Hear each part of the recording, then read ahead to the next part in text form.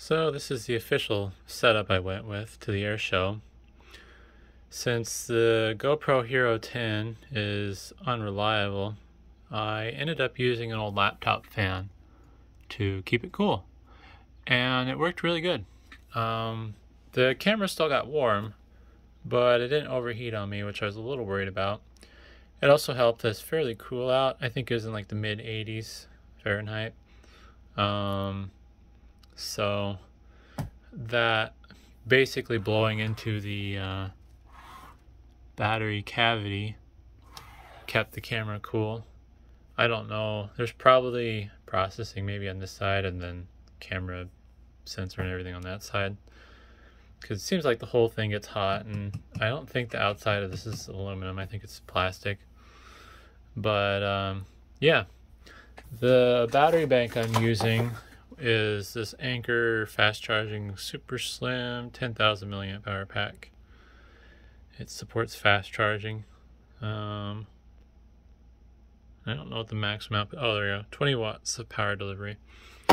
So the 3 or 4 hours I had recorded with the GoPro, it left me with 1 light of power left. So I think, yeah, I think this is a good choice.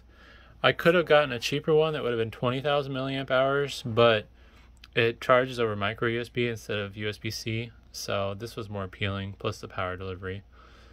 But the lens was a little lacking considering it's only 120 millimeter, but I think I got a few good shots. I'm a little mad at myself because I didn't think to grab a bigger SD card, so I think I have an 8 gig in here.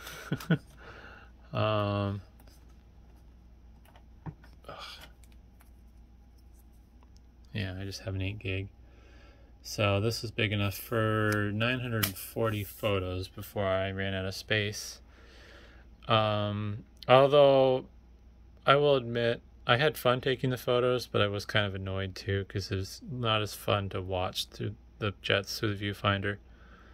Because when I was recording with the GoPro, I was basically approximating where the thing was pointing, and since it has such a wide field of view, it should be good. But I have to hold it down. There we go. Basically, yeah, there's another problem I had. It luckily didn't manifest itself during recording, but if I didn't plug the cable in just right, it would say not enough power.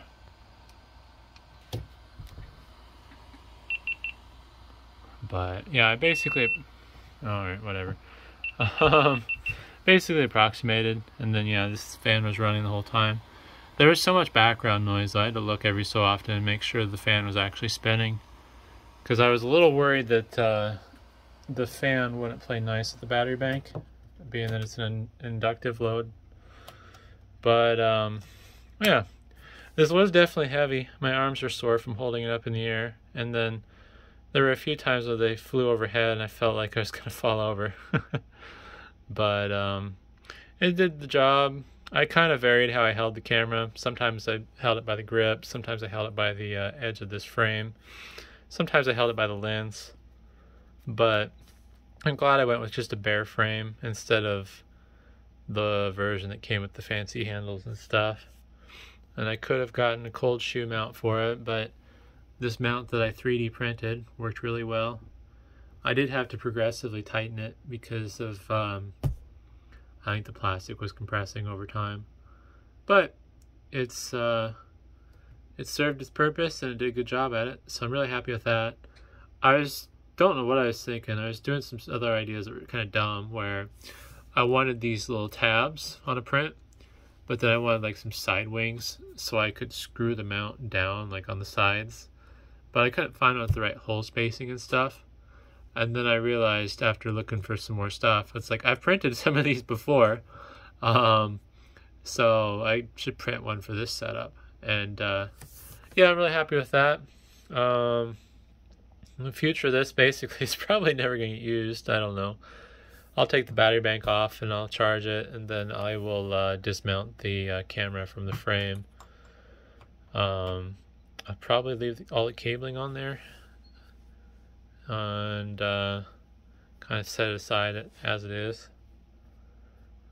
But yeah, hopefully I got a lot of good videos. I think, oh, I don't memory card now. I think I have 930 photos to go through, and a lot of them are probably gonna be junk. And then like 3 or 4 hours of camera. A lot of the time the camera is pointing at the ground or just in a random direction, so we'll see how that works out. And then with me not being able to tell where exactly stuff was in frame, it's gonna make editing interesting. I'm gonna see if I can figure out how to make the motion tracking function work in DaVinci Resolve. Otherwise, I don't know what I'll do. But yeah, that's an update for at least how this setup turned out. And I'm unfortunately probably gonna randomly be slamming out footage for a while as I go through it. So if you don't like more than a video a day, I apologize. But either way, hopefully it's interesting, and thanks for watching.